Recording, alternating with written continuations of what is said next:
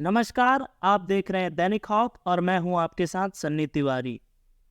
यूं तो हमें आज़ाद हुए 76 साल से भी अधिक का समय हो गया, लेकिन आज भी हम पश्चिमी सभ्यता और संस्कृति के गुलाम हुए बैठे हैं।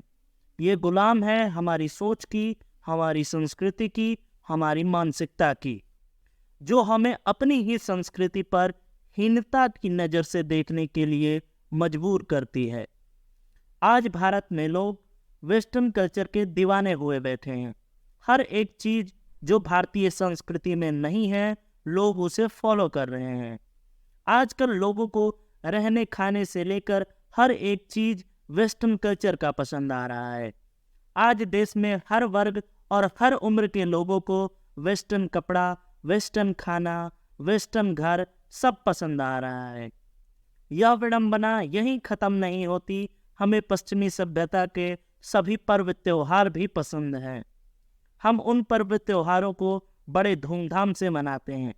ऐसा ही एक अवसर 1 जनवरी को भी आता है, जिसे हम लोग नया साल के रूप में मनाते हैं। हम में से बहुत सारे लोगों को तो यह मालूम भी नहीं होगा कि हमारा यह नया साल नहीं है, फिर भी हम इसे इतना धूमधाम से क्यों मनाते हैं। मैं उन सब लोगों से बस इतना ही कहना चाहूँगा कि कैलेंडर को बदले, अपनी संस्कृति को नहीं। आप सोच रहे होंगे कि मैं ऐसा क्यों कह रहा हूँ कि कैलेंडर बदले, संस्कृति नहीं। दरअसल हम भारतीय अपनी संस्कृति से इतने विमुख हो गए हैं कि हमें अपना ही नववर्ष याद नहीं। हम पश्चिमी सभ्यता के इतने अनुयायी हो गए हैं, इतने भक्त हो गए हैं कि हमें अपनी ही संस्कृति मालूम नहीं है। आपको बता दें कि पश्चिमी संस्कृति में, वेस्टर्न कल्चर में 1 जनवरी को नया साल मनाया जाता है। हालांकि दुनिया भर में अब 1 जनवरी को नया साल यानी कि हैप्पी न्यू ईयर मनाया जाने लगा है। लिहाजा भारत में भी अब बड़े पैमाने पर लोग 1 जनवरी को नया साल मना रहे हैं। लेकिन इसके बावजूद भी अब भी देश में बहुत सारे लोग हैं जो इसका विरोध कर रहे हैं और अपनी संस्कृति से समझौता नहीं करने का संदेश दे रहे हैं। आपको बता दें कि यह विरोध जायज भी है, क्योंकि जो दिवस हमारे समाज, हमारे संस्कृति, हमारे धर्म से संबंधित नहीं है, उसको हम क्यों मनाएं? क्या जो गैर भारतीय लोग हैं वह हमारी संस्कृति को मानते हैं या वो हमारे पर्व त्योहार मनाते हैं? तो जवाब है नहीं। तो क्या सारी दुनिया भर का मान्यताओं को मनाने का ठेका हम भारतीयों ने ले रखा है?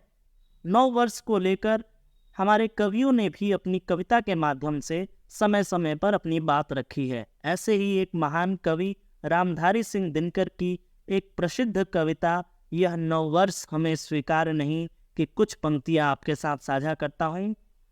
ये नववर्ष हमें स्वीकार नहीं है, अपना ये त्योहार नहीं है, अपनी ये तो रीत नहीं है, अपना ये व्यवहार नहीं।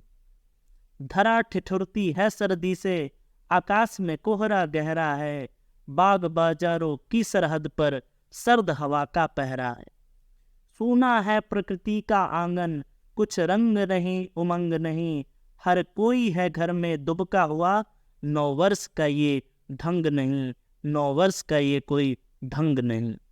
भारत में बेशक ही पश्चिमी कल्चर को देखते हुए 1 जनवरी को नववर्ष मनाया जाने लगा, लेकिन वास्तव में यहाँ हर एक धर्म का अपना कैलेंडर है और उसी के हिसाब से नया साल मनाना चाहिए। आपको बता दें कि हिंदू धर्म में हिंदू नववर्ष चैत्र महीने के शुक्ल पक्ष की प्रतिपदा तिथि को मनाया जाता है, जो ज़्यादातर अप्रैल के महीने में पड़ता है। मान्यता है कि सृष्टि के रचयिता ब्रह्मा जी ने इस दिन से संसार की रचना शुरू की थी। इसे 9 संवत के भी नाम से संबोधित किया जाता है। इस्लामिक धर्म में हिजरी कैलेंडर के मुताबिक मुस्लिम धर्म के लोग मुहर्रम महीने की पहली तारीख को नया साल मनाते हैं, तो वहीं सिख धर्म के लोग नानक शाही कैलेंडर के अनुसार 14 मार्च को होला मोहल्ला नया साल होता है उनके लिए। तो वहीं ईसाई धर्म के लोग ग्रेगोरियन कैलेंडर के हिसाब से 1 जनवरी को नया साल मनाते हैं। आइए हम तथ्यों और ऐतिहासिक सच्चाई का मूल्यांकन करके देखें कि क्या नया साल मनाने के पीछे कोई वैज्ञानिक कारण है। आपको बता दें कि जूलियस सीजर एक रोमन तानाशाह थे जिन्होंने अपने शक्ति का प्रयोग करके रोमन कैलेंडर में बदलाव किए। रोमन कैलेंडर, जो कि असली कैलेंडर से 67 दिन आगे था, इसको सही करने के लिए जूलियस सीजर ने इसमें बदलाव किया। जबकि हमारा भारतीय कैलेंडर वैज्ञानिक और गणितीय दोनों रूपों से सटीक और शुद्ध था।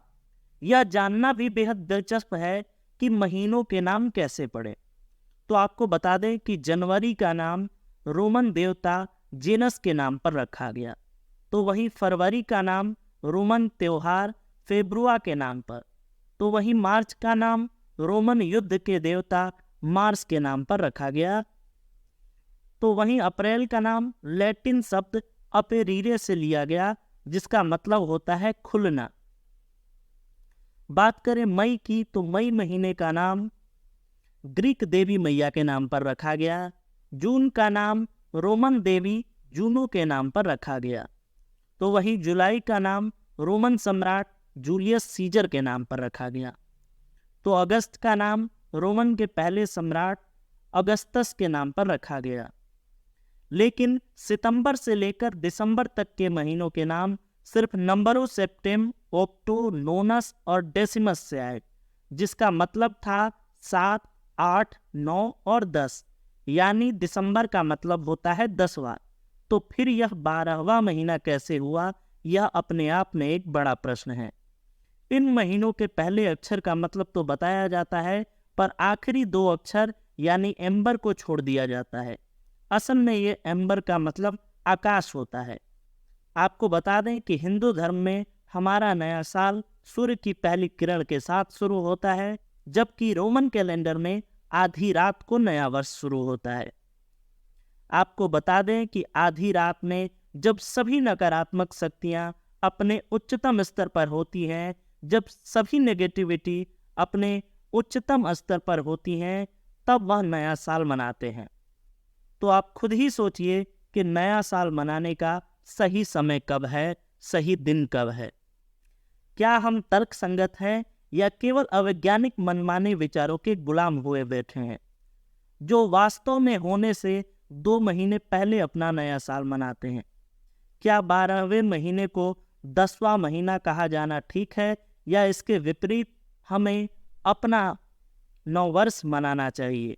तो इसीलिए समझदार बने और तथ्यों को सही ढंग से जांचें और तर्क संगत रहकर अपना नववर्ष मनाएं। ये हम सब के लिए फायदेमंद होगा। तो आप सबको यह वीडियो कैसा लगा कमेंट बॉक्स में ज़रूर बताइएगा। ऐसी ही ताज़ा तरीन खबरों को देखने के लिए देखते रहें दैनिक हॉप।